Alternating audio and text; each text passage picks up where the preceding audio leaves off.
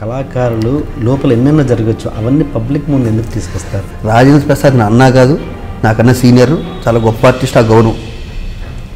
కానీ ఇంత వ్యతిరేకత వచ్చేసి ఇండస్ట్రీ అంతా ఒకటి అయిపోతుందంటే నేను షాక్ అయ్యా. ఎందుకు వ్యతిరేకత వచ్చింది రాజేంద్ర ప్రసాద్ సపోర్ట్ చేస్తే అన్నది 10 డేస్కి తెలిసిపోయింది నాకు. జస్ట్ 10 డేస్కి అందరికీ తెలిసిపోయింది. 10 డేస్కి ఓహో ఇందుగా ఇంత వ్యతిరేకత వచ్చింది. ఆ జాతర కాపాడాలి మూవీ ఆర్టిస్టేషన్ని అందరం కలిసి ఈ 2 ఏళ్ళు మీద వేసుకునండి, లేని నవ్వు తెచ్చుకుని కష్టాన్ని భరించి అద్భుతంగా చేసాం 2 ఏళ్ళు.